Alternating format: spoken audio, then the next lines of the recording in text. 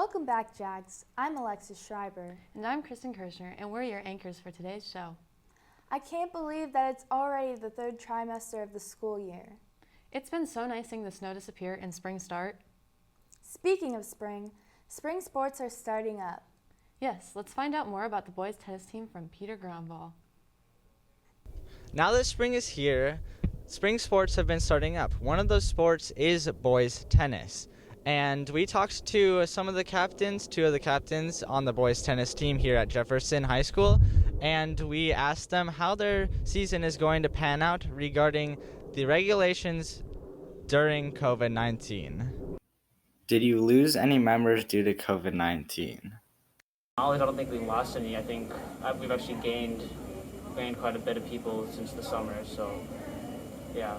Yeah, I agree with that. There's obviously a lot of turnover on the varsity team since there's only a couple of returning players for the varsity team. So got a lot of new guys coming out. I don't think we lost too many due to COVID. Yeah. How has practice changed this year because of COVID-19? So obviously we'll have to wear masks when we play inside. I'm not sure about the regulations outside. I'm assuming it'll be the same.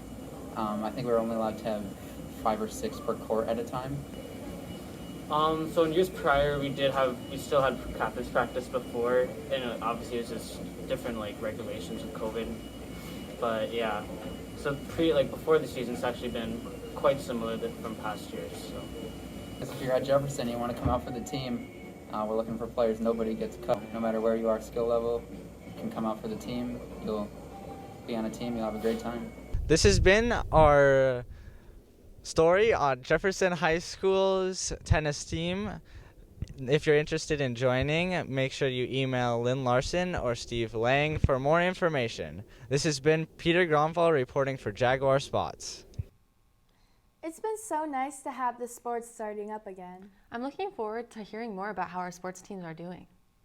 Jefferson has so many options for extracurricular activities, one of which being robotics. Let's learn more about their team from Mateo Villacorta. The robotics room has been very quiet this year, and the team had to make some adjustments for this year's pandemic. We found out what they're doing without in-person meetings and competitions. Hey, hello everyone. I am Sam Havens. I am a Jefferson Robotics team. Been here for 3 years now. The co-build lead, and hopefully will be build lead next year when we are back in school. What are all the aspects that go into making a robot?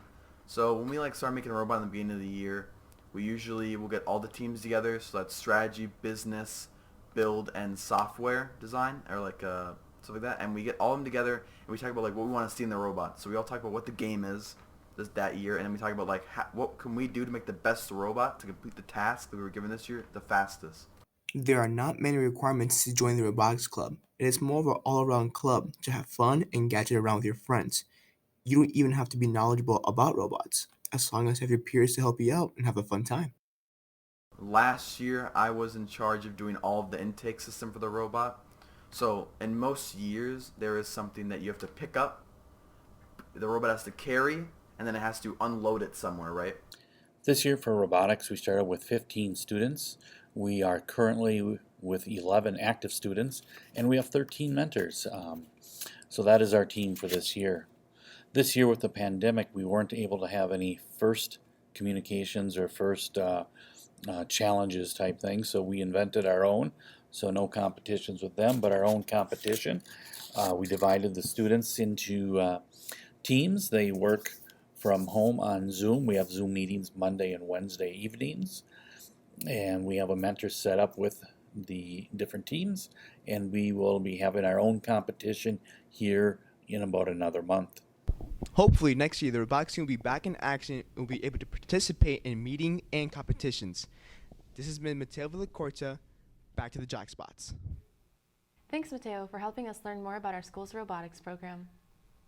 It has been so nice having the opportunity to come back to school. Hopefully you are all getting used to this new schedule, whether that's distance or online. Well, I believe that wraps up our second show for this try. Wait a second, you forgot about something. Oh yeah!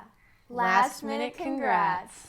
Congrats to Joey Sedman, whose photography was selected for the National Gold Key Award. Her work will be recognized at the national ceremony in June and will be a part of a year-long rotating exhibition in Washington, D.C. Congrats to girls track for winning their meet this week against St. Louis Park and Cooper. Congrats as well to the boys baseball team for crushing Kennedy, 15-3. Don't forget to stay tuned for credits to hear more from our teachers and classmates about being back in school. Thanks for tuning in. This has been Alexis Schreiber And Kristen Kirshner reporting for Jag Spots. Peace out, Jags.